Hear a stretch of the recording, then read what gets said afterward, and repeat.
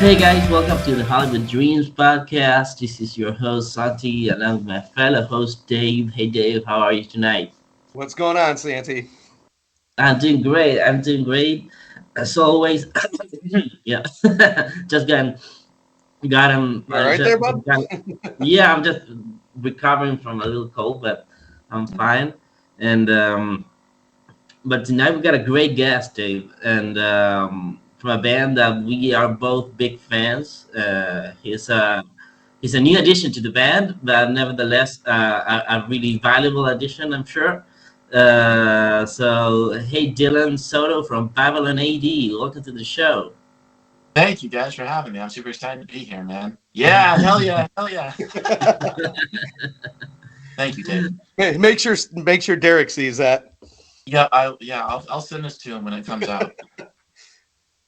So you got a rock star last name. Are you in any way related to Jeff? No, it's funny. A couple years ago, I had went to play Monsters on the Mountain, and Jeff Scott Soto was playing with Beeler. They do the Soto Beeler thing, Yeah. and I was there with Mick Sueda, who you guys have had on. I was playing in the Hot Summers at that time. I did that one show with them. Oh, And nice. Yeah. I remember Shane, it was either Shane or Mick had asked me, like, do you happen to be related to Jeff Scott? And I said, dude, if I was, I'd be in that band. But unfortunately not. He's a really sweet guy, though. And we talked very, very briefly. So brief he probably wouldn't remember. But really nice guy. Unfortunately, no relation.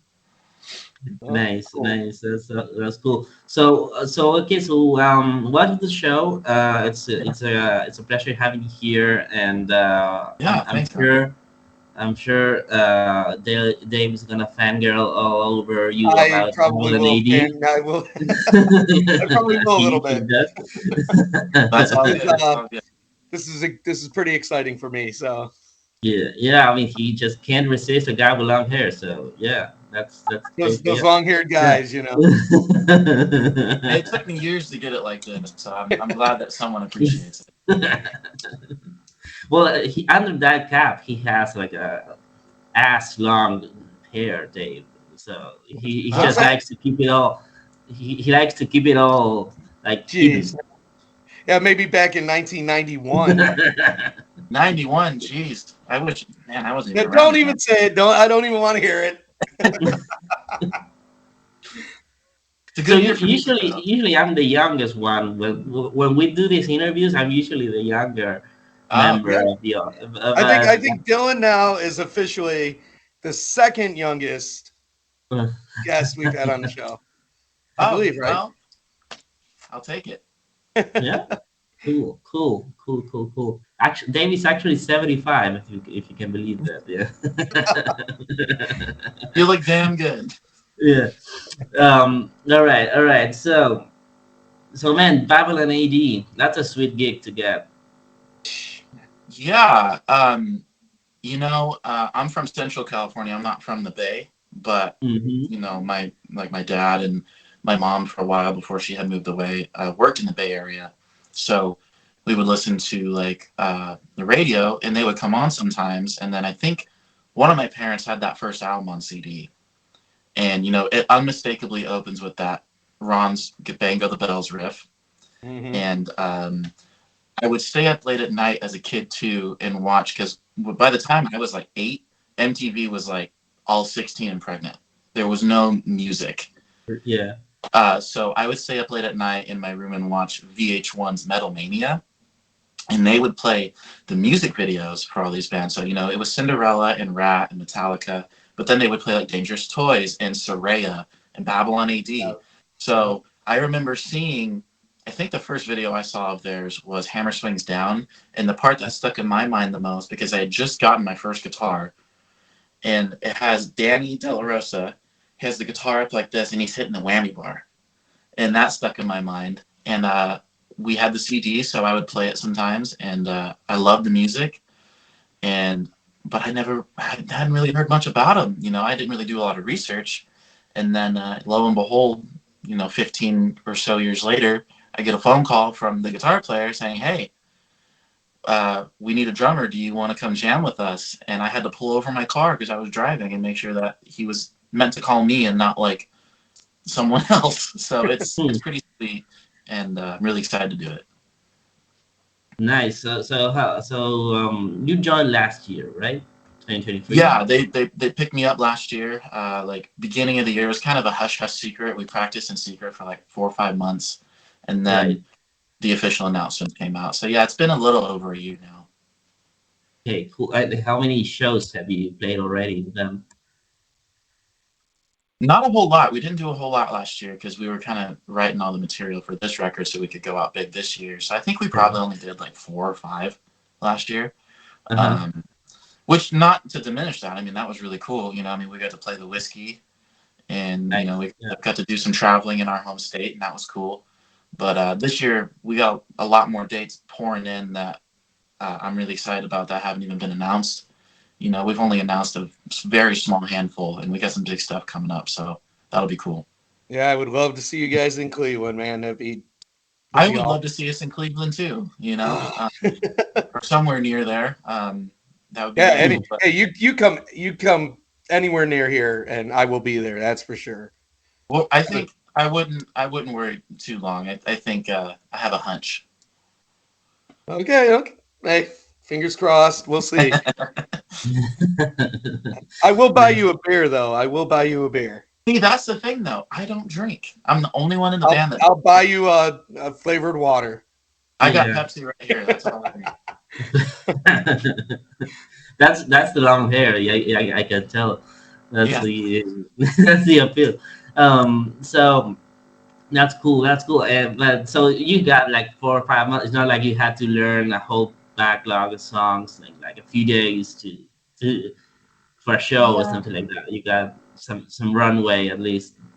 Yeah, for sure. I mean, it was pretty early on that Derek had given us the set list of the songs he thought we were going to be playing live, and was pretty much almost the entire first album, with the Hmm. exception of like 1 or 2 off Nothing Sacred, and then they had like 2 songs off of Blitzkrieg and like 2 songs off of Revelation, and but because I was a fan, I knew the whole first album pretty much already.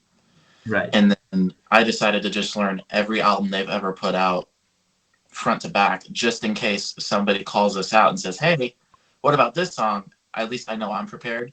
So I decided to learn all of their studio records just as in case. Plus, it's fun. It's more knowledge for me as a player, and it's paying off because of some of those songs that I had a hunch on that we were going to be playing. We're going to be playing on our tour this year, so I'm excited. That's Cool. cool. Cool. That's awesome. So yeah, I mean, my first time here in Babylon AD, I discovered them much in a very similar way in the sense that I'm 31, so I did not get a chance to listen to them on the Right. radio or see them on MTV or something like that. So I just stumbled upon them on the internet. I'm like a music archaeologist, I guess. I always like to search for the more for you when I listen to something, I like to hear everything related to that. So Yep. it's not like some people are happy listening to Appetite for Destruction for like 200 million times, but Yeah. I'm not like that. I want to always listen to something new. So Yeah. that's how I got into one of those lists of the I don't know to 20 best underrated glam metal bands or something like that. Yeah. And one of those was Babylon AD. And I remember that the name caught my attention because it was like, hey, Babylon AD, that sounds cool. And Yeah. yeah, so That's a I great had to name. look them up. And actually, the first song that I heard was from the second album, Psychedelic Sex Reaction. Oh boy. Uh, from which is a weird song to be the first Yeah. one you hear from them, right? Oh boy. Uh, The guys in the band have some stories to tell about that song, but I'll let them tell it one day. Hey, we would love to have everybody on here. The yeah, whole band yeah, together. That's great. that would be cool. Yeah, It'd be hectic if it was all of us at the same time. I think you guys might end up ripping hair out. Like it's a little. well, Yeah, man, I think it'd be fun. I think it'd be probably one of our best episodes for sure. yeah, Wow. That was My really awesome. my experience with the band came early. I mean, it was early on. And Santa, you know what I haven't told in a while? A A Shadow Shattered Record Record story. story. Oh man, that should be a section of the show Our officially. local record Yeah. store, Shattered Records, here in Cleveland, was my go-to wherever I needed new music. Yeah. And the owner, Frank, would always hook me up with that cassette that you have, Santi, the exact one, the black cover. He handed me at this. He said, "Here, man, check this out. This is right up. You'll dig this," because he knew everything that I was into the crew. I was into all those bands, Yeah. and dude, I took that tape home. That's it.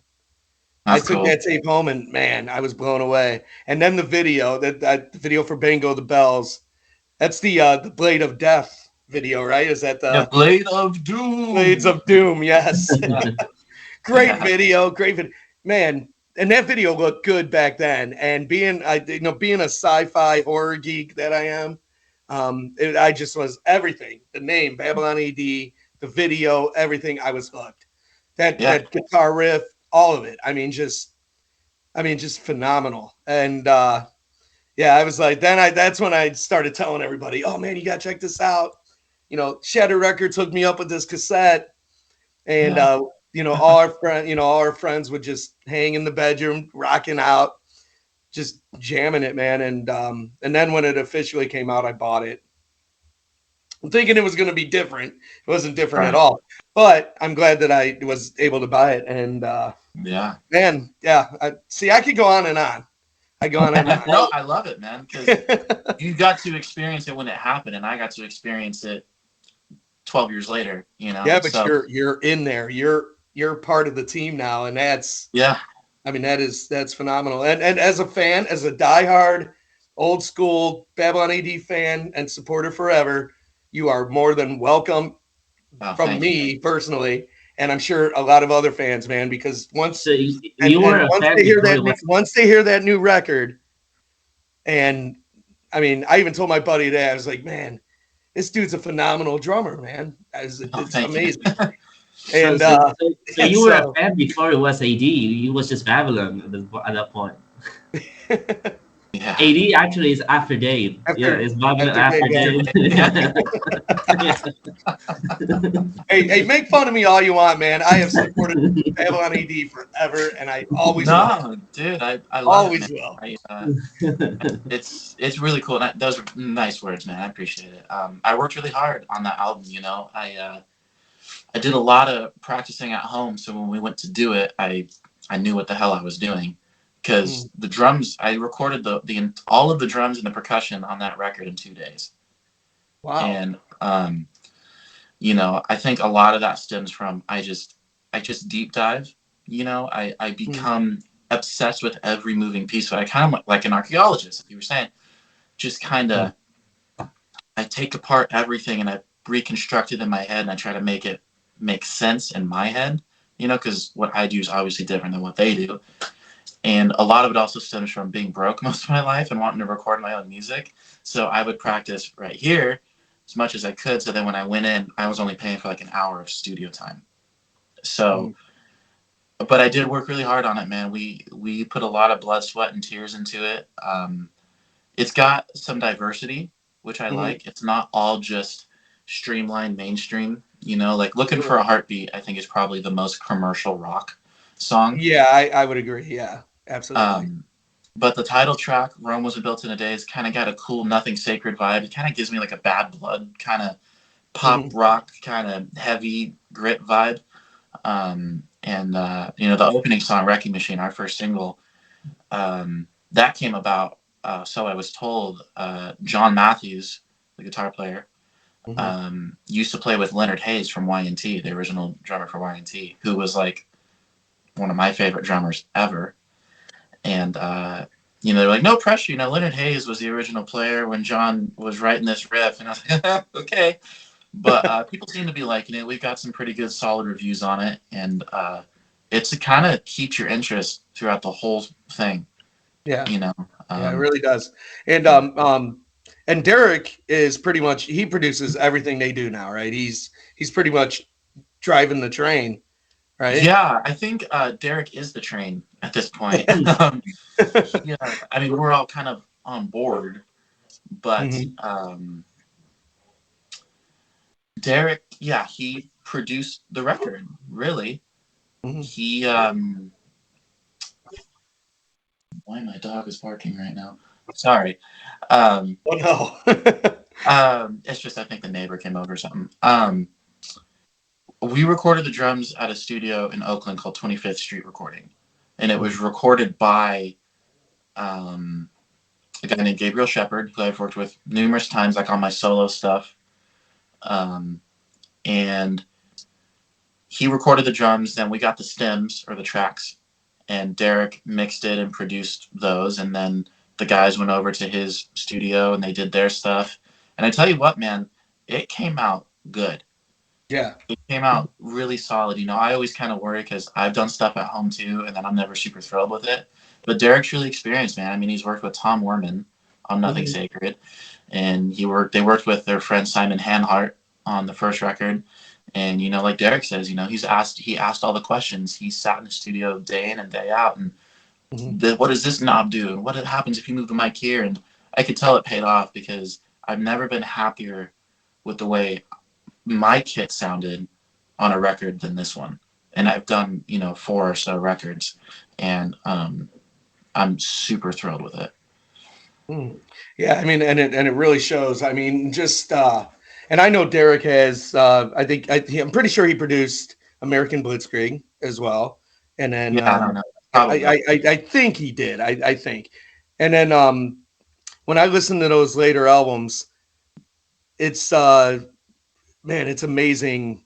You still have that sound, Mm. but it's almost like like he's doing it his way, Yeah. and it's really and what better way to do it than he knows what he wants, and I mean it really shows, and there's a passion there, and I think that's something that I really not only with the musicians in the band, with the drums, with the bass, with the guitar, with everything, but Derek's voice, the passion Mm. in his voice, and to me he had always had a more unique voice, Yeah. and I know he idolizes Steven Tyler. I believe we had a conversation about that, if I remember, so many years ago. Yeah. Um, and just to hear when that first song comes on and then just goes through that up, man, it was just like I felt like a kid again, Oh, and cool, man. it was very cool, man. And I do appreciate you reaching out to me with that and doing Yeah. that, man. It's very cool. You know, I Derek's voice I think has aged really well. You know, Hmm. I think I mean that's a hard instrument to take care of because you use it to talk, you use it to sing, you use it to snore, you know, whatever. And Yeah. he's obviously put in the work on himself. And I mean, I think this album is probably his best performance since the first album. Hmm. You know, not that any of the other ones were bad at all, but as a listener and as a fan before being a member, I listened to the whole record front to back when we got it back from mastering, and it just he sounds so authentic and so Yes. real. Yep. Uh, and especially like on songs like on the "I Will Never Break Again," Hmm. that song has a kind of a desperate kind of feel, and it's kind of a cry for help. It's a cry for this, and I think his voice works so well in those desperate type tunes. Yeah, And they then do. he's also got Absolutely. a hard edge for songs like "Wrecking Machine," where it's just kind of punchy in your face. I'm gonna knock the shit out of you, kind of a thing. And man, it's a real pleasure to work with these guys, man. It's really cool. Awesome. Santi, what do you do? So what was going on there, man? Yeah, He's no, getting the sorry. dogs barking at his place, and you got people Yeah, coming in the door. all kinds of interruptions today. Today, I I'm don't know looking what's around. I'm like, happening. what's going to happen over here? Yeah, no shit. But no, I mean we should be fine now. I made sure no one, No, no it's all one's. good, man. It's all good. No, that's too far. So all right. So usually when I mean a lot of the times with this bands that from back in the day, they I mean they usually have to have someone younger that join them at some point, right? Like I went to see FM a couple of weeks ago, and one of the guitarists is much younger guy, of course, because the one of the original guys passed away, so had to be replaced. But my point being, when someone younger joins an older band, a lot of times the other guy, the original guys, have like a sort of like I don't know, like a revival of sorts, right? Like they feel like there's a rejuvenation going on, and something like that. Much like what happened to Skid Row when Eric joined, right? Right. And so, do you feel like with your presence or something like that, there's a new sense of, hey, we can actually make something really cool here, and do you feel like there's more energy going around, or something like that? I don't know because I have nothing to compare it to. You know, I didn't Oh, see what well, it yeah, was that's before, yeah, but they could probably answer that.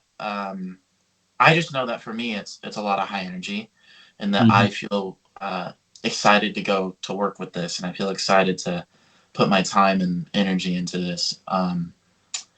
But yeah, it's hard to answer that because I didn't know what it was like before, but I can base it off of what they tell me, and they just seem happy that I'm there. They haven't kicked me out yet, so that's a good sign. that's a good um, sign. so as long as I keep doing my part, I think it'll still go pretty smooth, man. I do get a lot of good feedback from people at shows because, you know, we're not shy. We're not the kind of people that go backstage and wait for people to come to us. We're out there. We're talking to people. We're buying them drinks or whatever. You know, Right. like all the alcohol that they give, that would be like for me, that's in our dressing room, I give out to the fans because I don't drink and I just drink the water.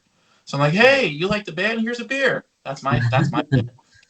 Uh, Hey, so you give a I guess fan we a go to beer, the and next. that he's gonna be a fan for life, guaranteed. Yeah, yeah. I got a beer from that guy over there. Hey, I remember when Chips Enough bought me a piece of pizza, so There you go. that's You something know, I'll it's funny you remember say for a that. lifetime. We when we played the Whiskey last September, it was Labor Day weekend, and the Rainbow had their backyard bash, and Chip was there. Mm. They played the show, and he was great. I loved his set.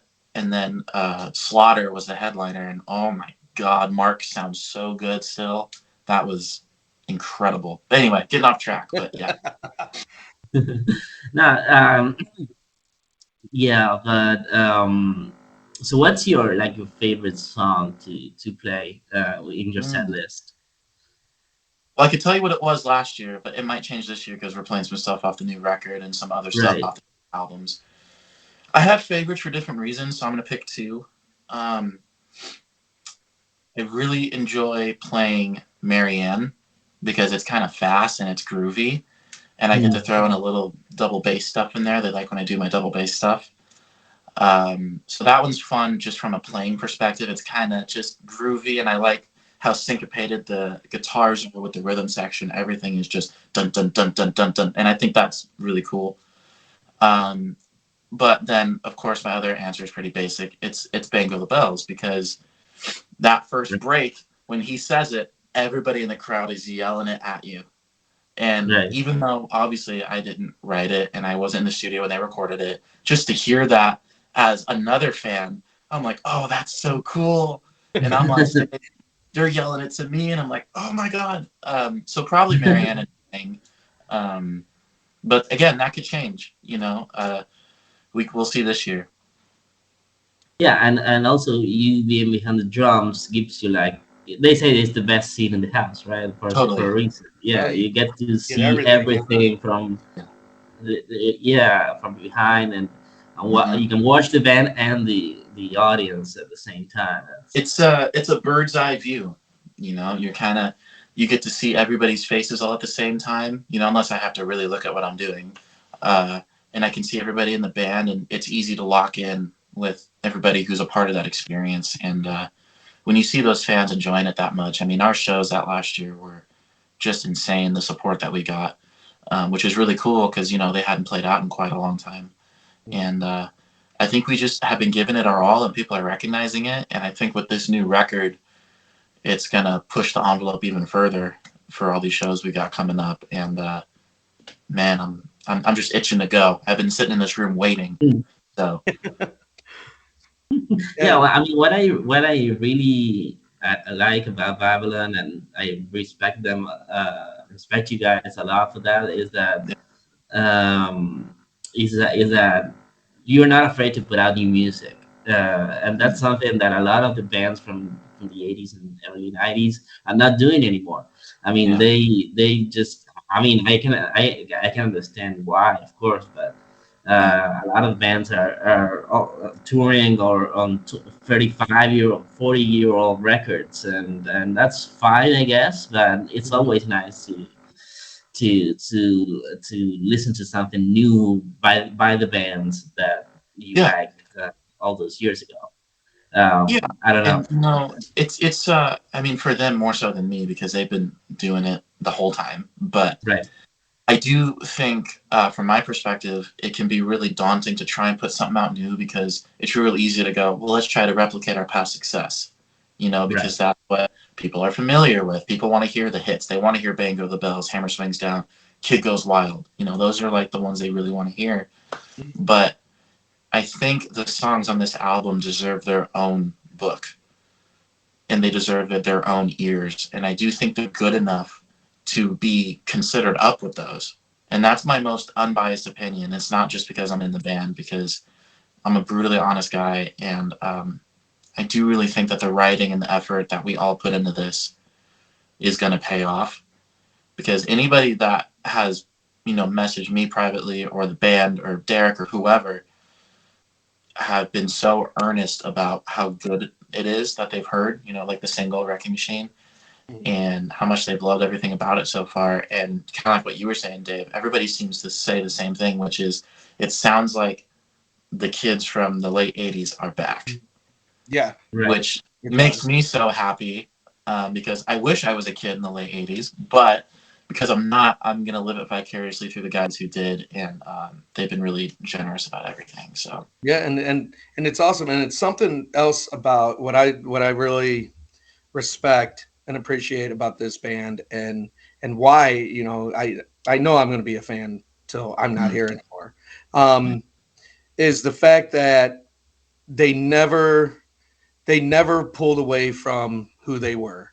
They yeah, never tried to sound like to match the times. They never did. They took a there was a break there between yeah, the if the albums, but when they came back with American Blitzkrieg, it sounded like Babylon AD, yeah, and I was happy to get that album. I remember when I got that album, and um, you know it was just something that I was like, man, I'm glad they're back. I'm glad they're back.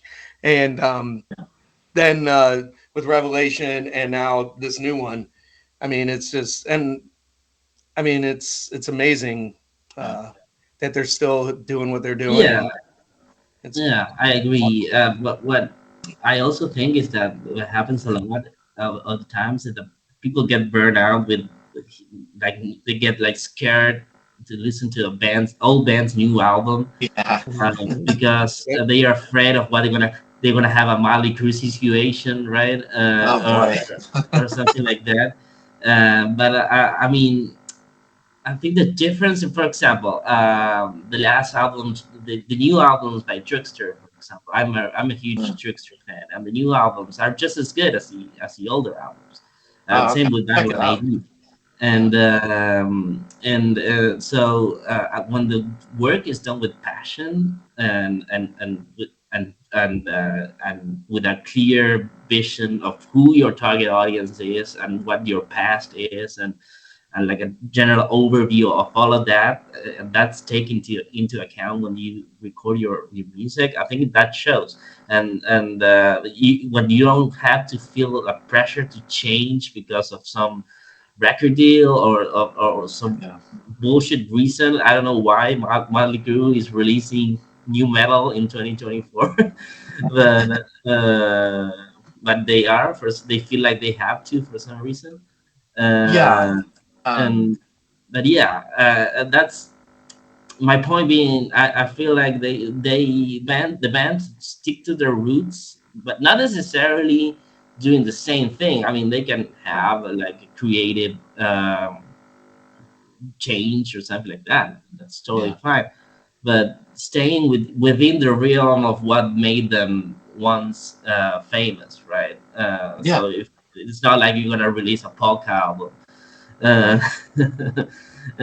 but yeah, I think that can happen. I mean, and there's been there are examples of bands that pull off fantastic albums 30 Yeah. years after the fact. Mhm. Yeah. Uh, I think it can be done. It can be done, and I'm hoping that the next Babylon AD is gonna be one of those examples. I'm sure it will be, but yeah. So speaking of which, what do you think about the new single by Motley? I've only really given it one listen. Um, and to be honest with you, I mean, I could tell immediately that Bob Rock produced it because he always gets such a stellar drum sound, Mhm. uh, Hmm. whether it had been with Bon Jovi or with Metallica or now them. Um, it's not my favorite thing they've done, but also they have John Five and not Mick Mars now, um, and it's different, But I don't know if I'm in any position to say like it sucks or it's great, but it's a piece of Right. music, and Tommy Lee's one of my favorite drummers. That's kind of all I can say. Yeah, Yeah. I I mean, mean, I've given it a couple listens, and um, I'll be honest. I mean, it's just I feel like it's forgettable. It's not Mm, something I feel is gonna yeah. stand up and be out there. But they did put it out. It is new, and I thought honestly, I thought Vince sounded pretty good on it. Once it got past, into the real yeah. vocal part of it, I thought Vince sounded pretty decent. Well, they're playing in a So key that I think he's like capable of being in yeah, because and I I went think that worked for him. I went to go see them on the stadium tour with Mhm. Leopard and Poison and Joan Jett, and that was awesome. And Yeah, there were some songs where he would sing a note, and I was like, I don't know about that yeah, one. I agree with But that. I mean, I caught him here in Cleveland, and yeah, it was just but it is what it is, man. But it's Motley Crue, and Yeah. I mean, I think the three of us are the same in the sense that I mean, we fell in love with them when we were kids, and it's just it's hard to I don't know, to criticize people that were once like the biggest rock stars in the world for you, at least, right? yeah, Uh, and and they helped pave but the yeah, way, man. it's yeah, just I mean, I don't Motley know. Crue was like my first band that I was obsessed with. I Right? had Yeah, same. Yeah, yeah, my same Mhm. here. Yeah, I just can't understand how can you miss your target audience by so much, right? Like people don't want to hear it. It's like they're releasing stuff that would have been cool in 2004, but nowadays people just want to hear something similar to Dr. Feelgood, something similar to Shine to the Devil, something like that. yeah. I don't know. I don't know who they are appealing to because kids are not gonna listen to new kids are not gonna listen to Molly It's Crew.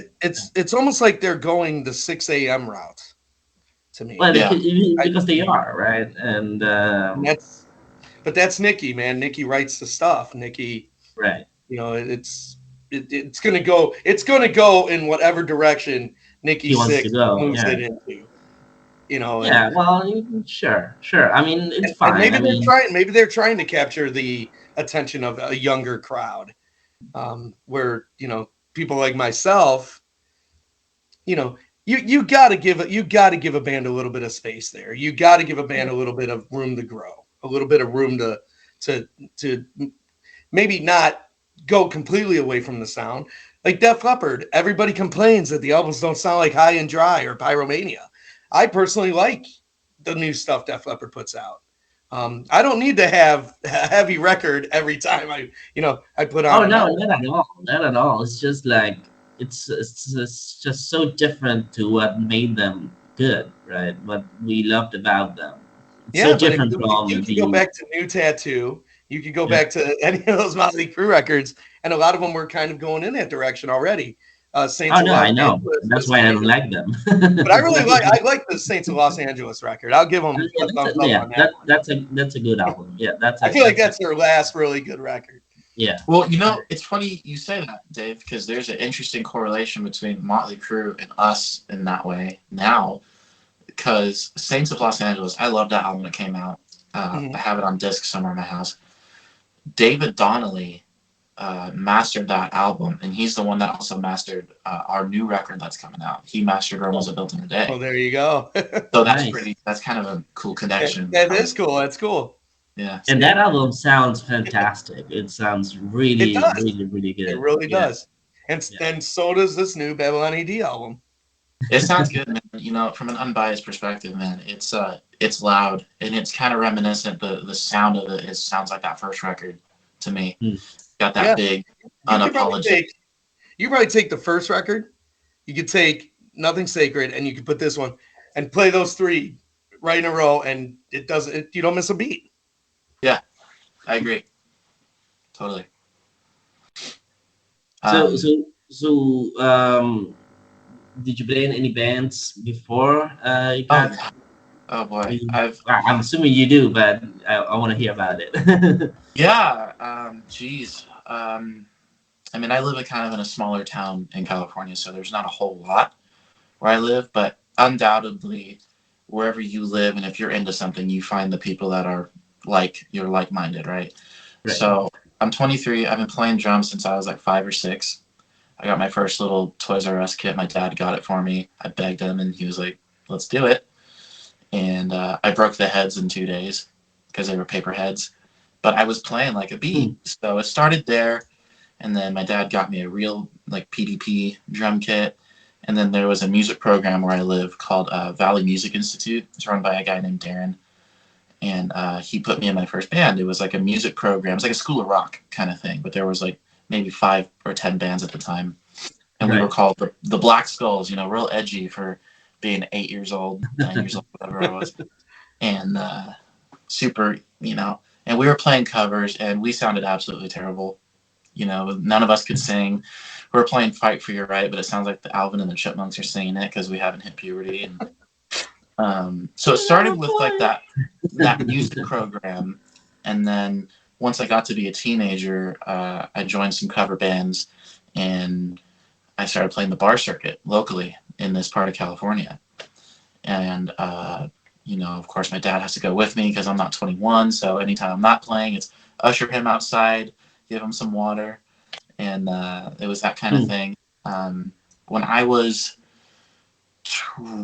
19 or 20, I pulled together 3 of my closest friends that I had at the time. And I was like, hey, we should try and make a band. We were called Sundust. And they're still doing their thing. I left the project to focus on this band. And we put out a record, and it's really good. It's kind of prog rock, like Rush meets Paramore, because my girlfriend's a singer in that band. And it's pretty cool. Yeah, it's a really cool combination. And it was a really cool record, man. I was really proud of it. I've done my own solo stuff. I put out a solo EP when I was 20, and I played all the instruments and I sang it. Nice. I put out a single like that too. So yeah, I mean, I've been in various cover bands and original bands, but around came 2022, and Craig Pepe, the bass player in Babylon AD, he's good friends with Mick Sueda from the Bullet Boys. They've been friends for a really long time, and Mick had the Hot Summers project coming up, and they had Monsters on the Mountain in Gatlinburg, that show they were going to play, and he needed a drummer. And he was talking to Craig about it one day, and Craig kind of threw my name in his hat. And one day I got a message from him on Instagram, and he's like, hey, we got this gig coming up. I need a drummer. Would you be interested in doing it? Here's all the details. And I was like, yeah, of course. So I went to do that. We're playing with Night Ranger and Quiet Riot and Tom Kiefer and all those guys. And it was like everything that I loved as a kid just went right in front of me. We showed up to the venue. I'll never forget. We had just drove in because we flew into Nashville and then drove the day after. We walk into the room to get our badges and whatever stuff we need for the show. And over in the left corner is sitting John Corabi, just hanging out, just right there. And I'm because I love the Dead Daisies and I love the record that he did with the Crew. And I'm like, okay, that's John Corabi. No big deal. No big deal. We walk out, we go backstage, Stephen Piercy. And like all these people, Jack Blades. Oh, wow. Next thing I'm like, what the fuck? It was like So, completely normal. so you're basically Mark Wahlberg in the movie Rockstar, right? Yes. Yes. Totally. But I'm such a nerd about all this stuff, and I have so much useless knowledge about all this that if any of them walked up to me and wanted to talk for longer than 2 minutes, I would have kept them the whole day because I was like, oh, in this album and blah blah blah blah blah. But I've become pretty good friends with like some of the members in those bands that play with those guys, and they've all been really cool. And now I'm here, and I'm playing with these guys, and I'm lucky enough to call them genuinely call them my friends. And Yeah, and your family. You guys are like family. yeah, for sure. I mean, it's we work together, we get upset together, we do a lot, and in these coming months when we start traveling and stuff, it's gonna be even more so. And Yeah. it's I mean, last year was kind of a warm up for what's really to come this year, and I mean, I can't say anything, but all I can say is that the little that has been announced show wise is nothing compared to what's coming in the next, hopefully couple months here. So Wow. That's That's awesome to awesome. hear. I I mean, mean, even if if you you, guys don't make it to this part of the world, I mean, just to have them guys out touring again and yeah, getting the music out there, it's awesome to hear. yeah, I I'm mean, excited. if you guys want to come to South America, you're always welcome. I'm in Argentina, by the way, so I would uh, love to visit. I've yeah. always I mean, wanted to visit. You know, the furthest place I've traveled is Gatlinburg when I went with Nick. So mm, that was huge for me. I was like, oh, there's a time difference. I've never gone out of the time zone before that. So yeah, we'd love to make it to South America, and Europe and all that. But without giving away too much, there's a lot on the horizon that hasn't even been announced. So awesome, awesome. So We'll be looking that forward to all that. yeah, yeah. So you mentioned that mixed with mm, interview that we did that you listened to. Yeah, that's when Dave told me, hey, yeah, this guy he knows us from the mixed with interview. I was, oh no, I mean that makes I always I cringe so much at that interview because we were just getting started and we hadn't figured out really the whole We didn't even podcast. have video. Mick didn't do video. We didn't do video and the editing was atrocious and we were just so nervous because of course it was mixed sweeter, right? sure. And Yep. No, you know what, man? He's one of the most comforting guys you can talk to in that industry. yeah. I mean, his resume is extensive, obviously, as you learned, and Well, we were actually supposed to talk with Shane, right? With Shane Tassard.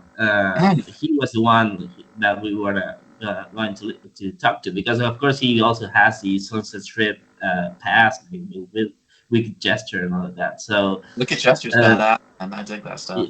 that's a great band, yeah. And but on the very same day, he says, "Hey, man, I can't make it, but would you mind talking with Mick?" I mean, sure. Of Yeah, and yeah, so and that's how just a lucky break, I guess. And yeah, it was a fantastic interview. I mean, I'm a huge King Cobra fan, so mm. that was a great time talking with Mick. And that Hot Summer's album is really good as well.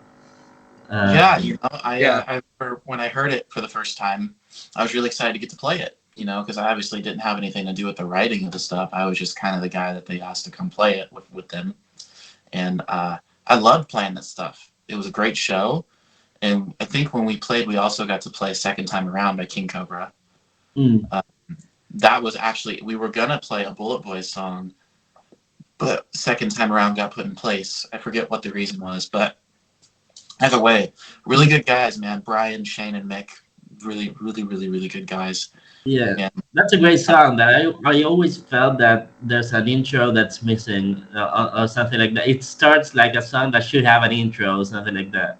Like yeah, it's weird, but yeah, yeah, yeah, it's really, really cool song. Yeah, the original Hot Summer songs are good as well. I always thought that that album really captured the King Cobra sound really good, and the and some Shane's music as well. And Yeah, I thought it was pretty awesome. they worked hard on it. I know that they were working on it for years and years and years. And they finally got to put it out, and I'm really happy for them. And I can't Hmm. wait to see what they do next, man. Yeah, for sure, for sure. And so, in that sense, were you nervous, like when you joined the Babylon? You were you nervous, like playing songs that are already so uh, Popular. yeah, so like people just know so much at this point that they're gonna. Do you feel like you're gonna get judged? Like, hey, he missed that beat at the Right. point, or something You like know, that. yeah, of course. I mean, I going into it, I had my own concerns and anxiousness and reservations, but I knew in my heart that I obviously had the ability to play it because The hard parts, I'd been yeah. playing for Mhm. years.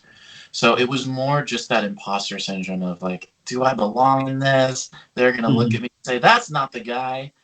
Um, He but has after the long first, hair, but he's not the guy. yeah, yeah.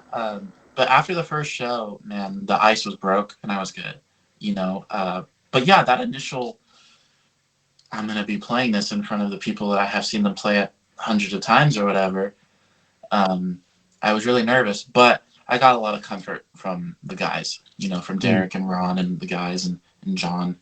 They're like, you got nothing to worry about. You're playing it just as fine, if not way better. So if they're happy, they know they're fans, and if they're Mm. happy with the way that I'm doing it, I was realize akin to realization that the fans were gonna like it just as much. And you know, when I got people walking up to me left and right, because you know, people don't have to walk up to you and compliment you on your shoes or your hair or whatever, but they were Mm. like, "Man, that's the best that song ever sounded live," and we're super happy that you're in the band, and you know, because their fan base is really loyal. And I felt really welcomed with open arms by the fan base and the guys. So my nerves dissipated rather quickly. But then when it came time to do the new album, I that was a whole different hurdle for me to get over because I was like, okay, all the music they've ever put out was with the original guys, which was awesome. I don't Mhm. want to come in and put my own stamp on it and mess it up for them. But it's been good so far, and it's kind of a whirlwind right now. You know, just kind of waiting to get started. Yeah, and you have a few of your own things going on that new I do. record. I hear it, and it's interesting, but once again, that's cool though, man, because you're not Jamie. You're not No, gonna, you're not gonna. That's not gonna be It's your not the thing. idea. You're not supposed to be. Yeah, Yeah, it's good exactly. to have I mean, something new. well, Yeah. here's what I run to because most of my favorite bands have had lineup changes, whether they were huge bands or little bands. But the one that I run to is because I love Steve Vai. Is when Steve Vai joined David Lee Roth's band after he left Van Halen. Steve Vai had to go out there and play Eddie's parts. That's daunting as hell because Eddie is incredible. Steve Vai is also incredible, but they're different, right? yeah, So Mm. Steve says, you know, I go out there and I try to do the parts justice as much as I can because I think Eddie's a great player. But if I keep comparing myself to him my whole life, I'm gonna be miserable. So I had the same mentality coming into this is Jamie's a great drummer. He plays like him, I play like me. And somewhere in the middle is where I'm gonna play the original stuff, and over here is how I'm gonna play the new stuff. And I was really excited, and I'm really grateful that the guys liked my double bass and my fast drum stuff that I do because you know they don't really have that on their albums with the exception of like Sacrifice Your Love at the ending it speeds up and you know yeah, there's like a yeah. double bass part um, but when I started doing it at the shows Derek would kind of turn his head and look back at me and he would like move the mic to the side and he'd say do that shit more man so Mm. they were really open to me doing it and yeah, I mean, it sounds like me. It doesn't sound like I'm trying to be someone else, and that's all I can hope for. That's awesome. That is Yeah, cool. I mean, and I feel like drums are such a big part of a song. Yes. Like I would say Very much. more than 50% of the song is the drum section, Yeah. and I feel like having a new, fresh uh, view or version or whatever of the drumming of a song version of the song. I feel like that brings something new to the table and something interesting that I wouldn't say it was bad before, but it brings a new, like a revamp version of something you already know. Like it's Yeah. like adding a new spice to your favorite dish, right? Exactly. It kind Yeah, of, it's the same, but like you said, we're gonna put this in there too, and it kind of, right. ooh, wow, that's different. I like it. Um, but it was daunting, man, because I didn't want to rain on the parade. They had worked so hard their whole lives to build that. Like Dave. I mean, you love the first two albums as much as I do, Mhm. and I went into it with respect to what they already had built. But I also had to go into it with respect to who I was as a player and be true and Mhm. honest with that. So, again, the guys were really gracious and open to my ideas. I mean, I got 3 songs that I either wrote or co-wrote on this album as a brand new member, Nice. and Yep. they really are just an open arms kind of give us what you got, let's work together kind of thing. And it could not be like that. It could be like Rockstar, like we'll rewrite the songs and you play them, but it's not like that, you know. So yeah, that's a really cool thing for me to have under my belt. I'm really excited. Yeah, and I'm sure I'm not. I know I'm not the only fan who respects what you're doing and will appreciate your style. So Thank you. it's cool. It's cool. I mean, do it. Do your thing, man. Do your thing, Yeah, and I hope you stick with this band for a long time yeah. and just stay a part of the scene, man. No, I will. I can't not do music. It's the best thing in the world. It's the most spiritual thing that I hold on um, to be able to write it and to perform it. And and kind of along the lines of like stylistic differences between the old stuff and the newer stuff. When I was coming up as a player, the drummers I was listening to were like, I was listening to Breaking Benjamin, Avenged Sevenfold, Pantera, and all that stuff that was coming out, like the new metal stuff, Joey Jordison from Slipknot. Oh my god! Mhm. So that's where a lot of that stuff derived from, and then you kind of mature and morph it into your own thing. Like Matt Cameron from Soundgarden is unbelievable, Mhm. um, Hmm. and just guys like that. Carter Buford from Dave Matthews Band. So I try to take all these different spices that I like and just put it in a pot, mix it together, and give it to people and Right. see what they think. And I've been really grateful so far. I appreciate your words. I think people are going to be happy, man. I think Nice. it stays true to who they are, and Mhm. it's just kind of fresh. It's like you just washed a car that you bought and you haven't driven it since. So Yeah, yeah. It was good. We had a nice day today, so I had the windows down, the music up, and I was like, "Man, Babylon Cool. AD, this is great." So very cool. nice.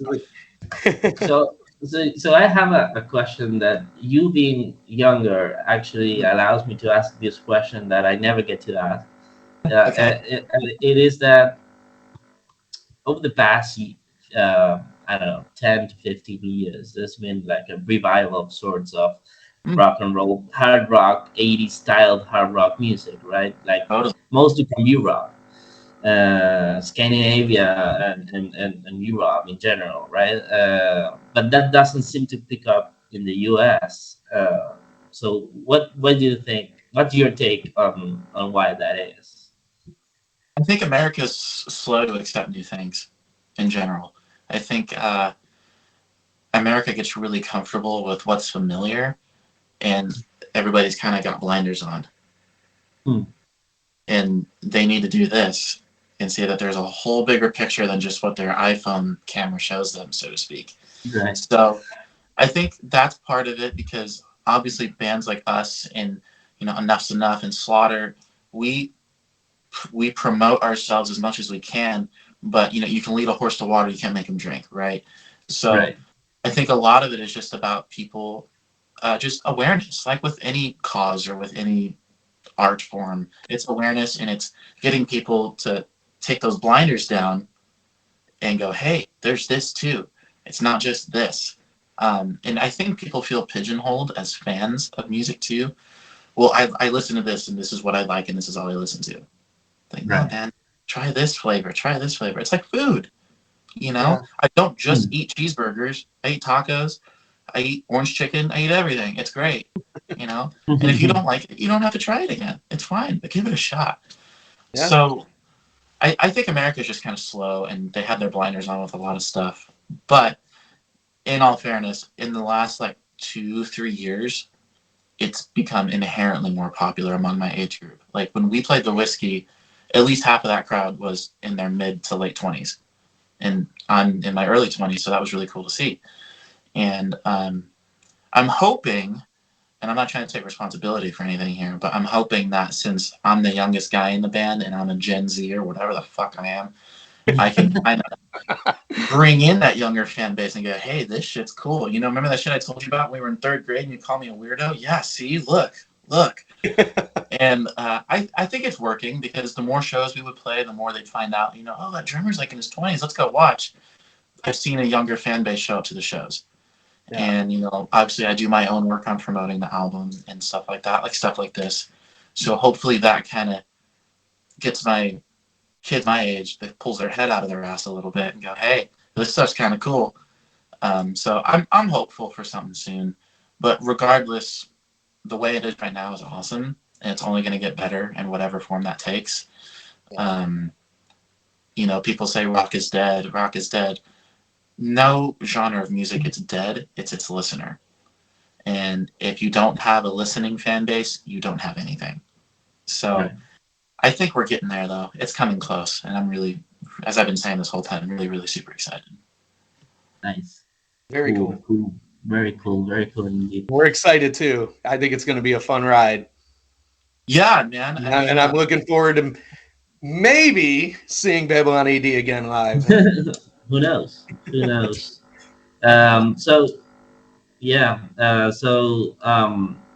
Shoot us your to wrap up the episode. Shoot us what your tell us what your desert island albums would be.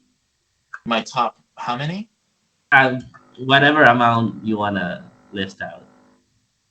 I don't Man, know, five. Yeah, Let's say like maybe five. your top five.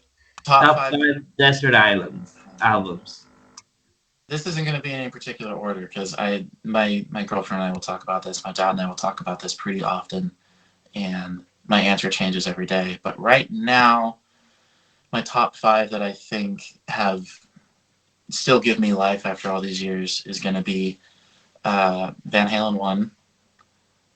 Um, man, I really like Long Cold Winter, Cinderella. Oh Uh, yeah. um, and to kind of get into a different side of things, I can't remember the name of the album, and I might even be self-titled, but I'm really into funk and disco. So maybe like Parliament, any Oh yeah. Parliament album. Um, Yeah. Vulgar Display of Power, Pantera, Mm-hmm. and Master of Puppets, Metallica. I don't know. It'll change. It'll change. But that's I kind mean of that's an interesting. I mean, yeah, all classics for sure. For sure. I'm yeah. a Hey, that's I my do. favorite Metallica album. Yeah, Oh, Master's great. Yeah, it's Cliff's Great best work. album. Yeah. it's a great album, and Parliament is a great funk band as well. I enjoy a lot of their music. Yeah, Uh, if you like Parliament, you should check out like Confunction and mhm. bands like that. Just it's heart wrenching lyrics with like the most soulful bass line you've ever heard, and it's great on a Friday when you're not feeling that great about yourself. That's what I listen to. It's awesome. Yeah, absolutely, absolutely. So Dylan, it's been great. Thank you very Yeah, much for being on the show. I mean, I feel like we could talk for hours about music yeah, because we are also big music nerds. So so yeah, it's great to meet a fellow nerd, and Yeah, yeah, of course, and man. uh, and yeah, I mean we're pretty. I mean Dave already said it, but we are really excited about the new album, and I hope this is the start of great things for you and Babylon AD. Yep. Record out So May 17th, man. It hits the streets May 17th. So May pre-order your 17th. copy, stream it, whatever y'all do. Just check it out, man. It's gonna be great. You heard it here first, everyone. So yeah, May 17th, people are gonna Hey, be lining up outside their Tower Record ruins somewhere. Shattered Records is opening up for this event. Yeah, Yeah. Oh, and kind You of know, to 20 talk years later. to talk about the release of the album a little bit, I should mention this is it's being released on Parish Records, hmm through Parish Records.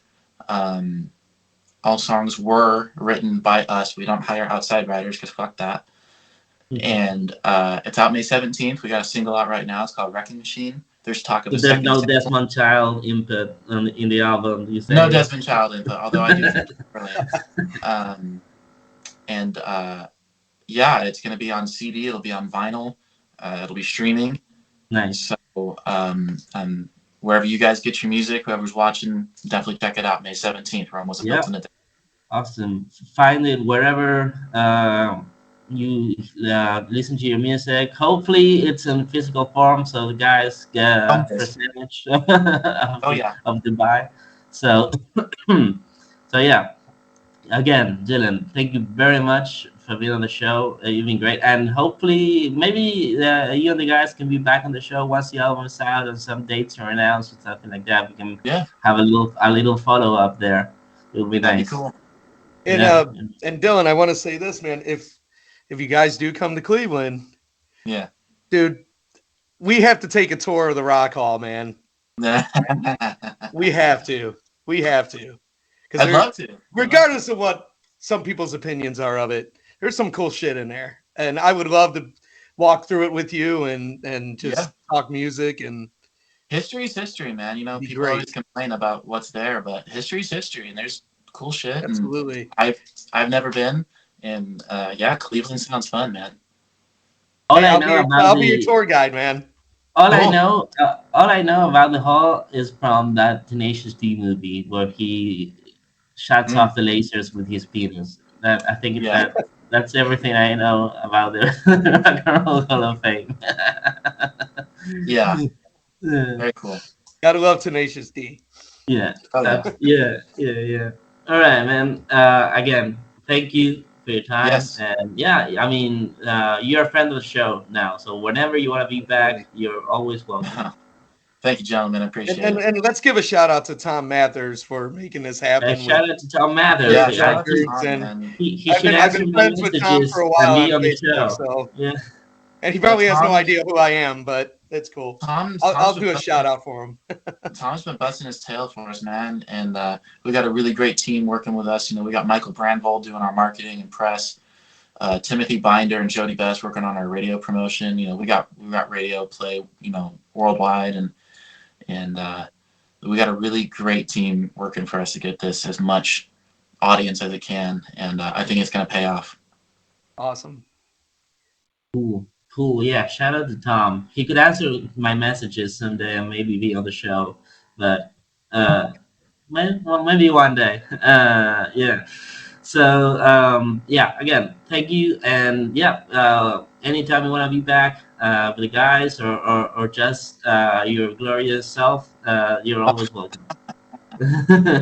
Thank you, man. Appreciate it. Sounds good. No worries. Thank Cool, you. man. Thank you.